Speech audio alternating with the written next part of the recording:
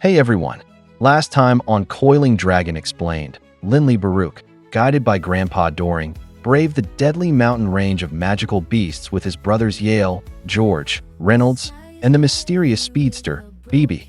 They faced treacherous plots, dangerous beasts, and were ultimately cornered by a terrifying saint-level black dragon.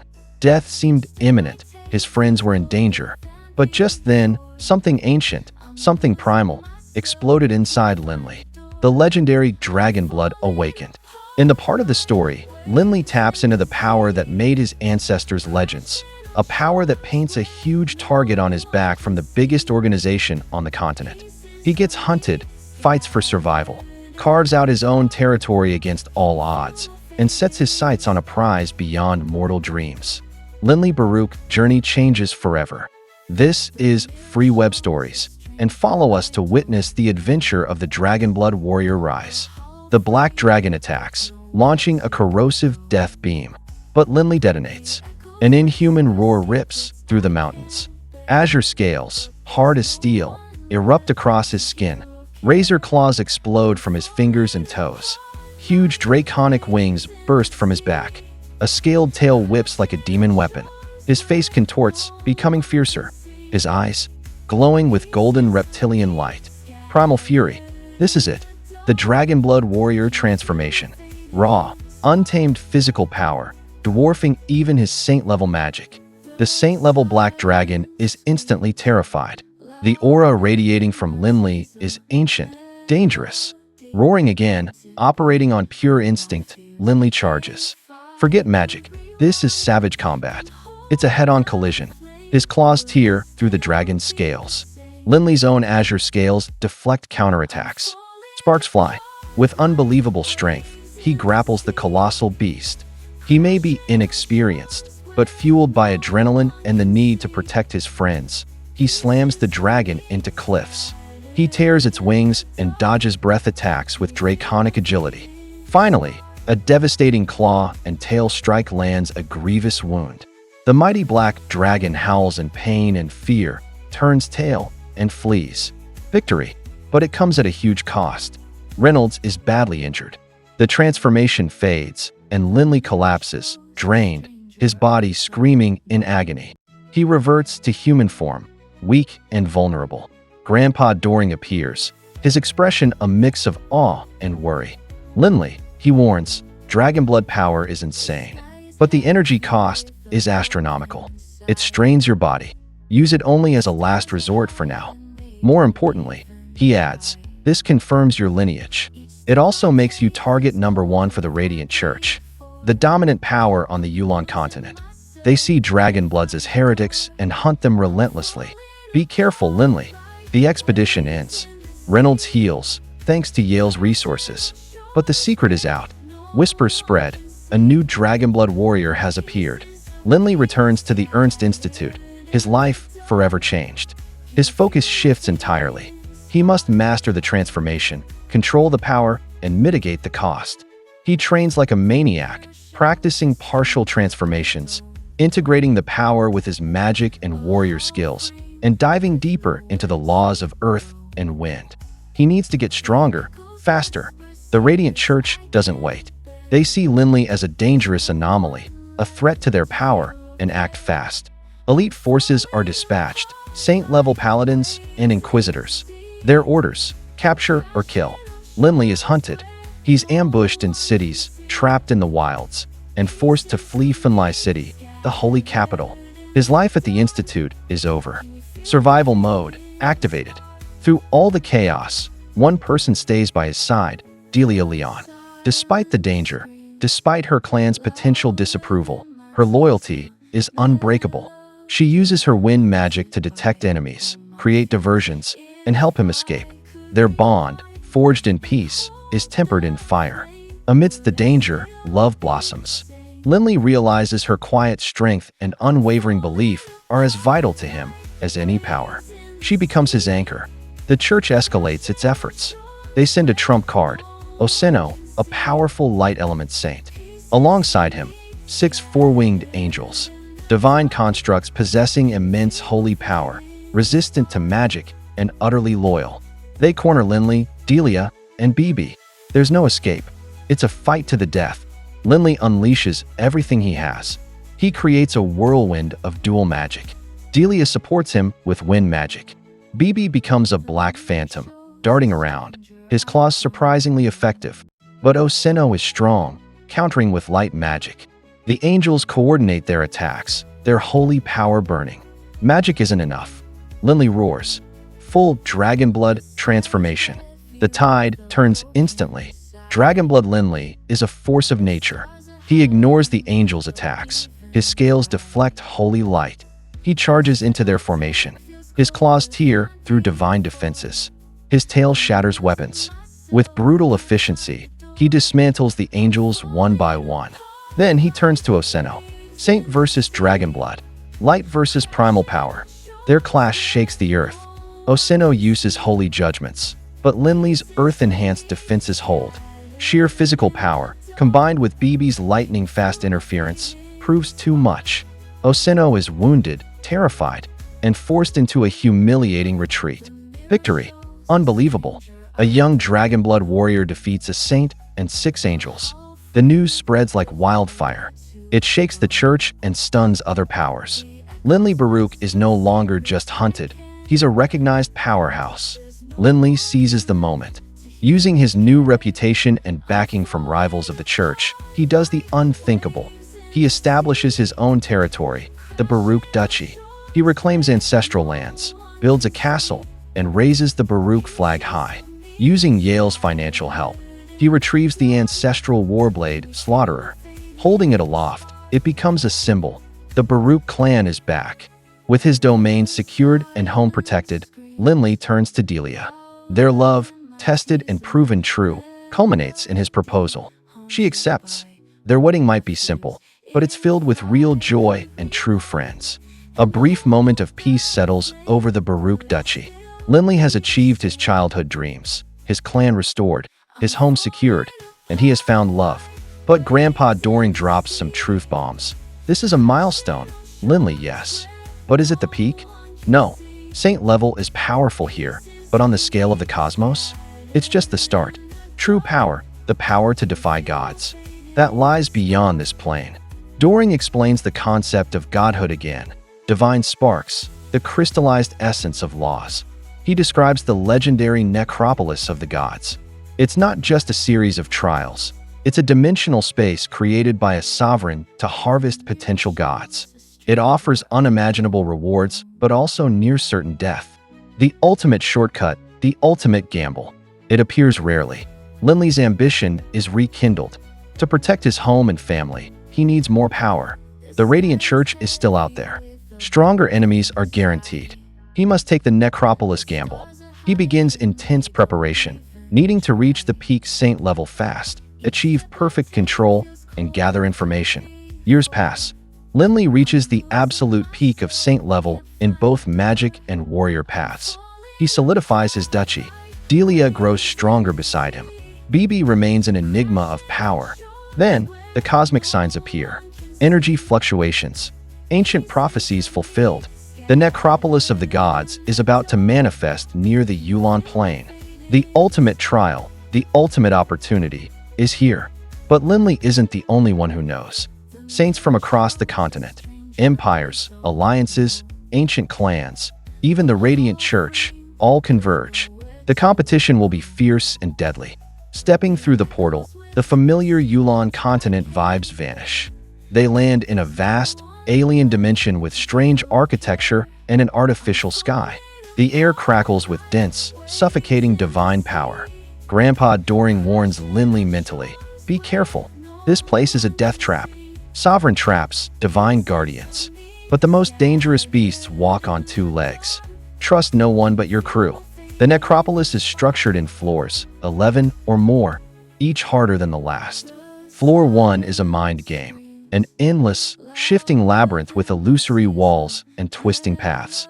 Adding to the danger are spectral ghosts, perhaps failed souls or psychic constructs, attacking minds. Linley's mind, honed by sculpting, resists the illusions. He shields Delia, whose wind magic detects the ghosts. BB, immune to soul attacks, zips ahead with impossible speed, scouting and triggering traps safely. Suddenly, they're ambushed by another group, paranoid and desperate. A brief, vicious fight ensues. Linley uses tactical magic, earth spikes erupting from walls, wind blades slicing through the air, disabling them quickly. It's a grim lesson. The necropolis is ruthless. Having survived the labyrinth, they ascend. Floor 2 presents a combat trial. They find themselves in a Colosseum arena. Gates open, unleashing guardians, hulking golems, agile chimeras, ancient constructs. Worse still, barriers drop, forcing participants to fight each other to proceed. Conserving energy is key. Linley initially relies on his saint-level magic and skills, but a tough adamantine golem shrugs off his spells. He takes a calculated risk, a partial Dragonblood transformation. Scales appear on his arms, claws extend. With a roar, he meets the golem fist to fist. The impact echoes. He uses a burst of strength, finds a weak point, and shatters the guardian. He quickly reverts, panting. The cost of the transformation is real. Deeper floors test stranger skills. A trial of laws takes place in a chamber filled with raging elemental storms. Earth, wind, fire, and water chaos. To pass, one must perceive the profound mysteries within the storm, find safe paths, and manipulate the elements. Most saints are trapped, torn apart, but Linley's dual earth/wind affinity shines. Guided by Grandpa Doring, Linley meditates amidst the storm, traces the patterns, deciphers the laws, and guides Delia and BB through impossible paths. The rewards for success are substantial. Hidden chambers contain soul strips, offering cultivation insights, and potent artifacts like shields and speed boots.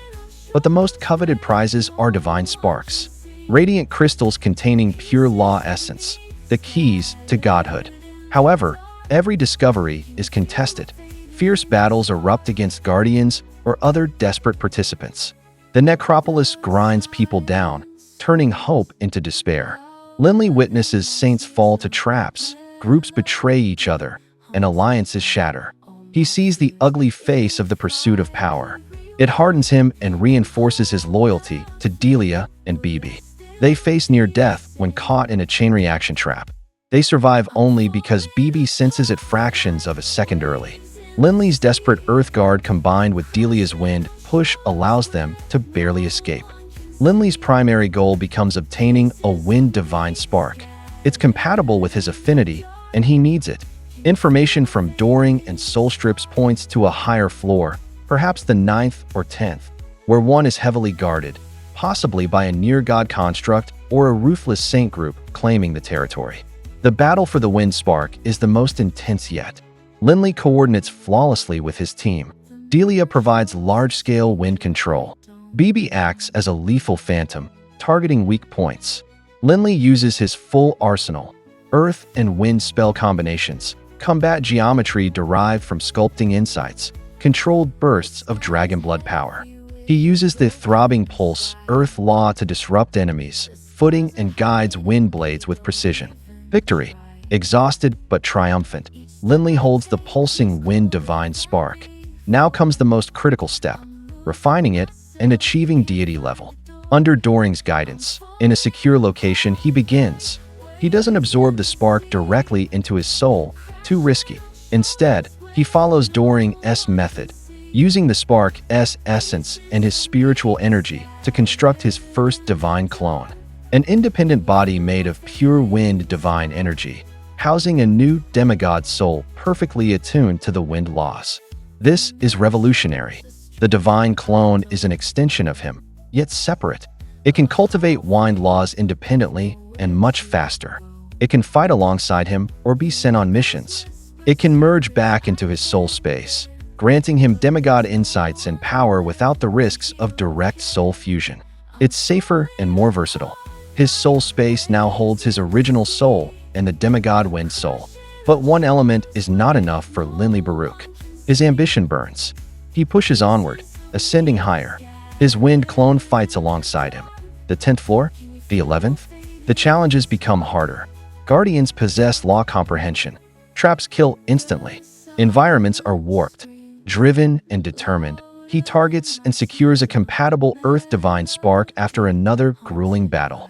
He repeats the process, forging his second divine clone, an earth demigod. Now he commands 2 elements at the deity level via clones. His defense skyrockets thanks to earth, complementing the speed and offensive wind. Meanwhile, his original body continues training, sculpting masterpieces, and refining soul control. He has conquered the 11th floor. He possesses multiple divine sparks and priceless artifacts. With 2 deity-level clones, he has surpassed almost everyone and achieved more than most saints dream of. Are the floors above too dangerous? Is the time limit approaching? Doring advises consolidation. The decision is made. Leave the necropolis. Master the new powers. Prepare for the true stage, the higher planes. Back on the Yulan continent, the difference in energy is stark. News of Linley's success in the necropolis spreads like wildfire. It's unbelievable. He is no longer just a Dragonblood warrior who beat a saint. He is a demigod-level expert. He has touched divinity and commands 2 powerful clones. Returning to the Baruch Duchy, he brings immense power and prestige. He spends years consolidating his gains, mastering clone coordination, deepening his law comprehension, and training his original body to the peak saint level. He prepares Delia too. Years of relative peace pass. Linley is a demigod powerhouse, ruler of a thriving duchy, husband to Delia. But the Yulan plane feels confining. Doring's words echo, true power lies beyond. He feels the call, the pull towards the vast, dangerous, opportunity-filled higher planes, realms like the infernal realm. And the netherworld, where gods are common and sovereigns rule. The path requires ascension, leaving the mortal plane behind forever. With Delia and Bibi close, Linley activates the ascension. Reality twists, space contorts. They are flung across dimensions. The sensation is crushing. Bam! They arrive, not on solid ground, but in the turbulent, energy-saturated atmosphere of the infernal realm, one of the 4 higher planes. The density of elemental essence is staggering. The pressure threatens to crush saint-level bodies. Alien landscapes stretch before them, blood-red mists, colossal structures dwarfing Yulan cities. They land in Nightblaze Prefecture on the Redbud continent. The power scale shock hits like a truck. The weakest city guards? Demigods. Linley's clones are mere grunts here. Full gods, who were bosses back in Yulan, are just commanders or shop managers. High gods are the true powerhouses, ruling entire prefectures. Linley, with his 2 demigod clones, was strong for Yulan, but here, he's dangerously vulnerable. Adapt or die. They need resources, divine sparks, training materials, information, and a safe place to cultivate. Currency isn't just gold here. It's inkstones, service, and most importantly, strength. They take dangerous escort missions, navigating treacherous politics and lethal wildernesses and cities. Early encounters provide brutal lessons. They face fiends, the warrior ranks of the infernal realm. Even 1-star fiends are ruthless, wielding bizarre laws and cruel tactics. Yulan saints seem like child's play compared to this. During a long escort mission through volatile mountains filled with spatial tears and dangerous beasts, Linley finds a rare moment of peace amidst the chaos. He meditates, reflecting on battles and the laws he's witnessed. He focuses on the laws of Earth, his deepest affinity, recalling the infernal realm's crushing gravity and the resilience of its mountains. Insight strikes. His Earth Divine clone absorbs essence rapidly, resonating with the environment. A bottleneck shatters. Divine energy surges, consolidates, refines. The Earth clone advances from demigod to full god. The power increase is palpable. His gravity control becomes profound. His Earth defense is vastly stronger. His survivability skyrockets. His ambition burns hotter than lava. A full god Earth clone only highlights the need for more power. He focuses on his fire affinity, seeking fire-rich environments, perhaps taking missions near volcanoes. After another grueling year of training amidst battles and meditating during lulls, his understanding deepens. He acquires a fire divine spark, possibly as mission payment. Focusing his will, he guides the spark and forms his 3rd divine clone, a fire demigod. Flames now dance alongside earth and wind. But Linley's deepest goal remains finding the 4 divine beasts clan, the origin of his dragon blood, the family he never knew. He gathers information, questioning fiends, buying maps, consulting ancient records, perhaps using Yale's connections. He learns they reside in the Skyrite Mountains on the distant Bloodridge continent. The journey will be immense, crossing hostile prefectures and continents teeming with seven-star fiends, Azuras, high god fiends, and ancient dangers. The journey becomes an epic arc spanning years. They face bandit ambushes led by gods, clash with arrogant young masters from powerful clans, navigate treacherous spatial rifts, battle monstrous infernal realm creatures like lava worms, shadow panthers, and psychic beasts. Linley's combat prowess is honed. His earth god clone provides unbreakable defense and control. His wind demigod handles speed and reconnaissance. His fire demigod delivers devastating ranged attacks. And Bibi? His terrifying speed and power turn tides with shocking lethality. Finally, after years and countless battles, they reach the Bloodridge continent. The energy here feels older, more primal. They approach the Skyrite Mountains, a colossal range piercing the clouds, radiating an ancient, powerful aura. This is the ancestral home of the Azure Dragon clan, head of the four divine beasts. The history, the connection, it's overwhelming for Linley. He approaches the guarded entrance, announces his arrival, and presents the Coiling Dragon ring, undeniable proof of his lineage. The reunion isn't simple. While emotional for Linley, the clan is ancient, powerful, traditional, and rife with internal politics. They are wary of this unknown descendant. Linley must prove his worth. He meets key figures, the wise patriarch, powerful elders, talented rivals. He learns the true history of the Dragonblood warriors, their past glory, and their current precarious position, threatened by ancient enemies, the 8 great clans. Linley settles in, likely under probationary status, and trains intensely. The clan's resources are rich: cultivation chambers, ancient libraries. His fire divine clone benefits hugely, advancing rapidly and breaking through to full god. Now he has 2 full god clones, Earth, Fire, and 1 demigod, Wind. His strength is significant, earning him grudging respect. His progress and potential earn him the right to the most sacred ritual, ancestral baptism. Immersed in a hidden pool pulsing with pure ancestral dragonblood essence, energy surges through him. It resonates with his bloodline. The power surge is explosive. He instantly comprehends the laws of water and forms his 4th divine clone, a water demigod. Simultaneously, he awakens a dormant innate ability, the terrifying sonic soul attack, Dragon Roar, capable of shattering souls. With rapid progress, mastery over 4 elements, and the awakened Dragon Roar, his talent is undeniable. He is formally granted the prestigious rank of Elder of the Azure Dragon clan, gaining authority and respect despite his youth and origin. Shortly after, his water clone breaks through to full god. Linley now commands 4 full god divine clones: Earth, Wind, Fire, Water, a staggering achievement, placing him among the upper echelon of power. Amidst the cultivation and politics, there is personal joy. Linley and Delia, secure within the clan, welcome their son, Baruch. Holding his son fuels Linley's determination even fiercer.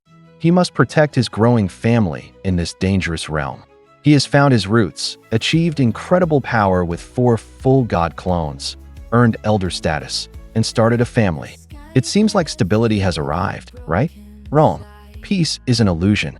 Tensions that simmered for millennia boil over. The ancient enemies, the 8 great clans, declare war. Spies report massive troop movements. Treaties are broken, fueled by greed for resources and bloodlines. Perhaps orchestrated by hidden forces, colossal armies, millions strong and led by dozens of powerful high gods, march with one intent: annihilate the 4 divine beasts clan, wipe them from existence. In the Skyrite Mountains, the ancestral home, the sanctuary Linley fought to reach. It's about to become the epicenter of a cataclysmic war between gods. Outnumbered, besieged, facing the combined might of 8 ancient powers. Driven by hope for his family, Linley accepts the chief sovereign's terms. He is immediately inducted into the Netherworld's military structure and thrust onto a designated planar battlefield. These aren't natural planes. They are vast, often unstable dimensional arenas created or chosen specifically for these wars. Here, armies from different universes clash under the watchful eyes of their respective sovereigns. The goal is brutal efficiency. Annihilate enemy forces, capture high-value targets like commanders, and accumulate points for the chief sovereign of death. The scale is mind-boggling. Legions of gods and high gods clashing across landscapes warped by constant, high-level warfare. Linley quickly learns the horrifying reality of this war. Strategy exists, but individual power and ruthless efficiency reign supreme. Assign command over a legion of netherworld soldiers, a mix of undead death cultivators and other grim warriors. He leads them into desperate engagements, often outnumbered, facing enemies wielding bizarre laws and unfamiliar combat styles from alien universes. His tactical genius is tested constantly. He utilizes his Earth High God clone as an immovable fortress and battlefield controller, manipulating gravity to create choke points or crush enemy formations.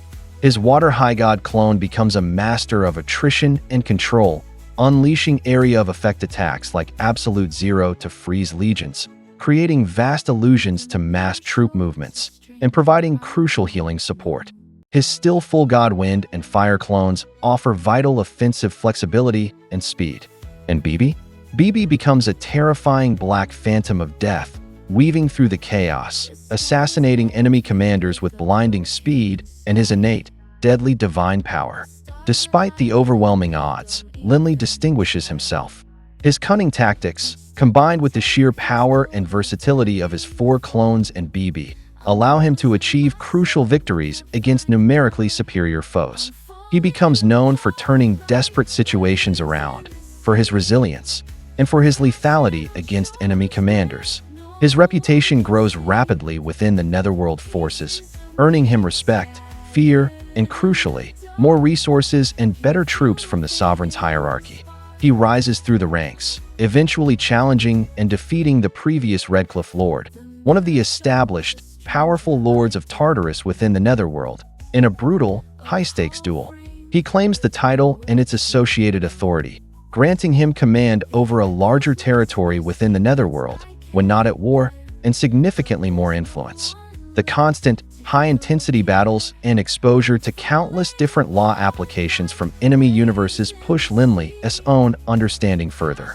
Amidst the unrelenting chaos of a major offensive, while coordinating his forces and battling multiple enemy high gods, his Wind Divine clone resonates with a newfound insight into the freedom and destructive power of wind.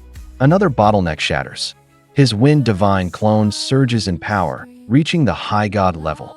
That's 3 high god clones now: Earth, Water, and Wind. His combat flexibility, speed, and offensive capabilities increase dramatically, making him an even more terrifying force on the battlefield. But the planar wars attract the true apex predators of the multiverse, paragons, beings who stand just a hair's breadth below sovereigns, having successfully fused multiple profound mysteries within a single law, granting them terrifying power and near absolute control over their element. During a cataclysmic battle, perhaps a decisive engagement for control of a critical planar fortress, Linley's success draws the attention of an enemy paragon, a horrifying expert specializing in destructive soul attacks, capable of annihilating high god souls with a mere thought. Viewing Linley as a rising threat or perhaps just an obstacle, the paragon unleashes a devastating, targeted soul attack. It bypasses physical defenses, striking directly at Linley's very essence. Despite Linley's powerful soul, honed by sculpting and multiple breakthroughs, despite the inherent defenses of his high god clones, the Paragon's attack, infused with fused law principles, is overwhelming. Linley's world dissolves into agonizing blackness. He feels his soul cracking, shattering. He falls into a deep, death-like coma, his body plummeting from the sky, his soul grievously wounded, hovering on the very brink of dissipation. Only the frantic, desperate defense of BB and loyal Netherworld subordinates allows his unconscious body to be retrieved under heavy fire, retreating from the battlefield to protect their fallen commander. For 34 agonizingly long years, Linley remains comatose, hidden away, protected by BB and his loyalists. His consciousness drifts in a fractured void, a sea of shattered soul fragments. Lesser beings would have dissipated entirely. But Linley's will, forged through a lifetime of struggle, betrayal, loss, and relentless determination, refuses to fade. Slowly, painstakingly, miraculously, his soul doesn't just heal, it mutates. The catastrophic damage, the intermingling energies of his 4 divine clones fighting for survival within his soul space, forces an unprecedented event. His 4 distinct divine souls, earth, wind, water, and fire, begin to merge, intertwine, and fuse together in a way never before recorded in the history of the countless planes. When Linley finally awakens, gasping, his eyes snapping open, he is fundamentally, irrevocably changed. He has become the first known 4-way soul mutate in cosmic history. This unique, accidental fusion grants him incredible soul strength, making him vastly more resilient to soul attacks. More importantly, it gives him an unprecedented affinity for all laws, allowing him to comprehend and potentially fuse them in ways previously thought impossible. As a side effect, Doring Coward's Coiling Dragon ring, also damaged and cracked during the Paragon's soul attack, resonates intensely with his newly mutated soul. Linley finds, to his astonishment, that he can now channel his unique soul energy into the ring, finally repairing the ancient, mysterious artifact completely, unlocking its deeper secrets. His newfound soul power and enhanced comprehension accelerate his progress dramatically. Roughly 10 years after awakening and acclimatizing to his new state, his Fire Divine clone, benefiting immensely from the mutated soul's connection to all elements, finally achieves its breakthrough to the High God level.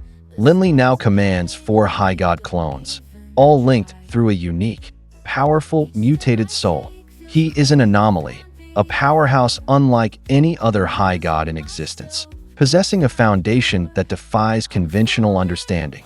With the planar wars eventually concluding, or reaching a phase where Linley has fulfilled his service to the chief sovereign's satisfaction, perhaps earning enough points or surviving long enough, his focus shifts from cosmic warfare back to personal quests. He learns from Baruch or ancient records about the overgods, primordial beings of unimaginable power, potentially existing above even the sovereigns, representing fundamental aspects of existence like life, death, destruction, and destiny. He discovers their rare, universe-altering overgod missions. Completing one grants an overgod artifact, weapons, or items possessing power beyond sovereign artifacts. He finds the requirements for the Life Overgod mission. Collect 3 specific, incredibly rare talismans scattered across the plains. This becomes Linley's new driving quest, perhaps seeing the Life Overgod sword as another potential key to helping his family, or simply seeking ultimate power. The hunt for the talismans is an epic adventure in itself. One talisman might be guarded by ancient, powerful beasts in a forgotten, dangerous minor plane, requiring Linley to unleash the full might of his 4 High God clones and mutated soul. Another might be held by a reclusive, eccentric Paragon-level expert, requiring careful negotiation, strategic maneuvering, or a difficult battle. The final, most elusive talisman, the Red Caltrip Diamond, is known to be held by Clementine, a cunning, powerful, and notoriously slippery High God who becomes a significant rival. The chase for Clementine and the Red Caltrip Diamond spans multiple planes, including the Infernal Realm and the independent Ockerland plane. Linley clashes with Clementine repeatedly. Clementine is strong, utilizes strange techniques, and is a master of escape artistry. But Linley's 4-way soul mutation grants him superior endurance and soul resilience, while his 4 High God clones offer unmatched versatility. The final confrontation is intense, a protracted battle of wits, strategy, and raw power between 2 peak High Gods, pushing both to their absolute limits across a devastated landscape. Linley prevails. Through sheer power, superior soul strength, and tactical brilliance, he finally corners and defeats Clementine, forcing him to hand over the final talisman. With all 3 artifacts united, the 3 talismans glowing in his hands, Linley performs the ancient ritual described in the Overgod mission requirements. Reality warps, and a blindingly radiant manifestation appears. Is it the Life Overgod herself, or her will descending? She, or it, presents Linley with the ultimate reward, the Life Over God Sword, an artifact radiating primordial life energy, possessing power unimaginable. Linley Baruch, the four-way soul mutate, master of 4 high god clones, wielder of the legendary Life Over God Sword. He stands at a pinnacle few in cosmic history have ever reached. He possesses power that rivals paragons. He has the means, perhaps, to finally petition the chief sovereign of death with leverage. Or maybe, the Life Over God Sword itself holds the key to restoring souls. Linley retreats into absolute seclusion, perhaps in a hidden dimension or a quiet corner of the cosmos. His goal, fuse the 6 profound laws of Earth, his deepest foundation. This is a perilous journey into fundamental truths, requiring perfect comprehension and seamless merging of the essence of the Earth, strength, gravity, world walking, vitality, and the throbbing pulse of the world. It's incredibly demanding and dangerous. Countless high gods have failed, their souls shattering into cosmic dust. Years turn into decades, then centuries. Time becomes meaningless in this deep meditative state. Linley's 4-way mutated soul proves its unparalleled worth. It allows him to perceive connections and resonant frequencies with a clarity impossible for others. His solid foundation, built over millennia of training, countless battles, and mastery over 4 elements, holds firm against the terrifying spiritual pressure of law fusion. He meticulously weaves the laws together like cosmic threads. There are setbacks, yes. The fusion threatens to collapse as conflicting principles clash. His soul threatens to tear apart, but his mutated soul's resilience, combined with sheer willpower, allows him to overcome each crisis. He learns, adapts, refines. Then, after epochs of effort, it clicks. The final thread connects. The last barrier dissolves. The 6 Earth mysteries fuse into a single, perfect, harmonious whole. A new, higher law is born. Linley's very being transforms. His soul resonates with the fundamental frequency of Earth across all universes. He did it. Against all odds, Linley Baruch achieves paragon status in the laws of Earth.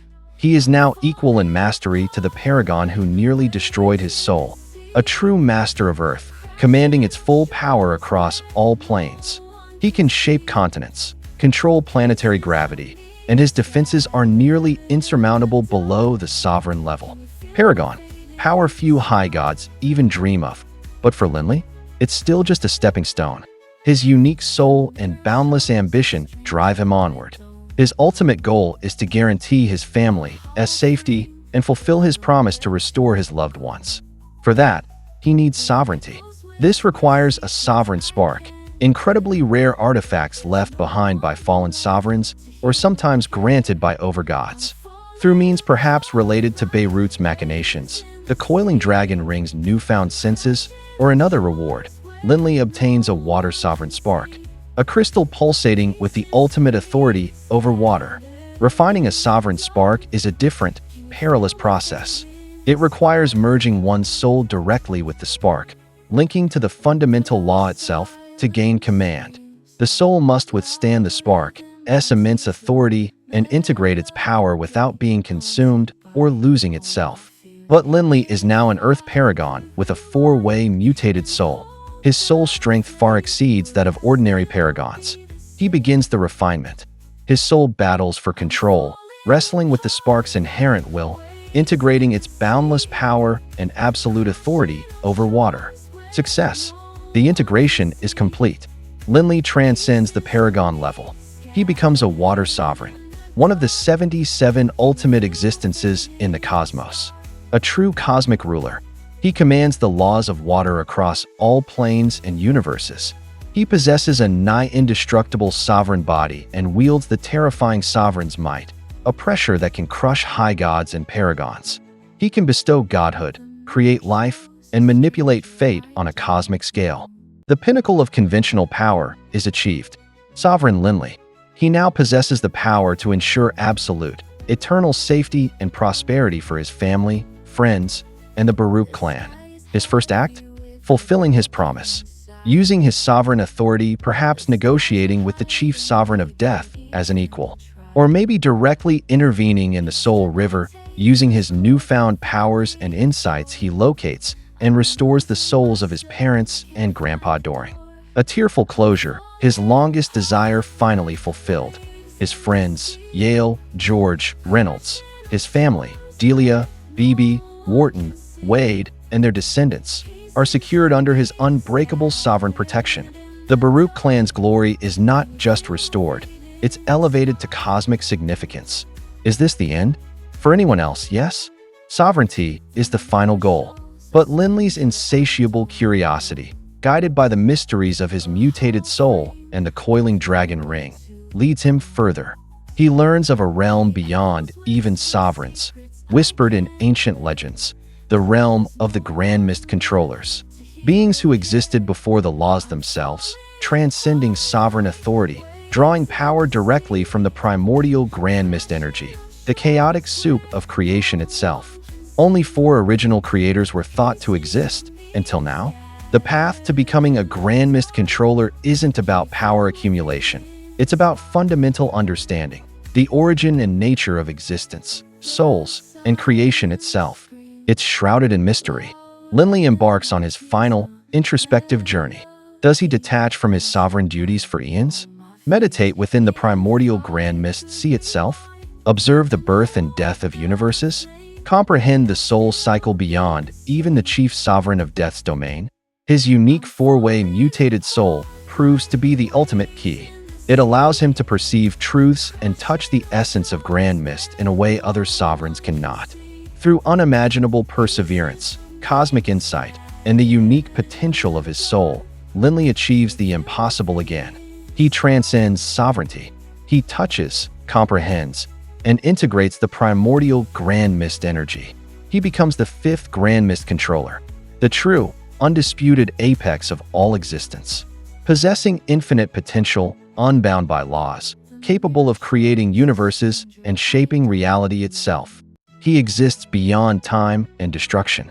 From a struggling boy in Wushan town, bearing a fallen name, living in a crumbling manor, holding a mysterious ring, to a Grandmist Controller, serene, supreme, existing above gods, sovereigns, and universes. His journey is complete. Linley didn't just restore his clan's glory. He transcended the very concept of power. His legend is woven into the fabric of Grandmist itself, an eternal testament to unwavering determination, the strength of love and loyalty, and the boundless potential residing within one dedicated soul. And that, Legends, is the end. The truly epic saga of Coiling Dragon, the unforgettable journey of Linley Baruch. From mortal struggles to cosmic creation, what a ride. Thank you for joining us on this massive xianxia novel recap. We hope you enjoyed chronicling Linley's rise as much as we did. What was your favorite moment in Linley's journey? Let us know in the comments below. Don't forget to smash that like button if you enjoyed the series, subscribe for more epic content, and hit the bell so you never miss an upload. This is Free Web Stories, signing off. Until the next legend, stay awesome.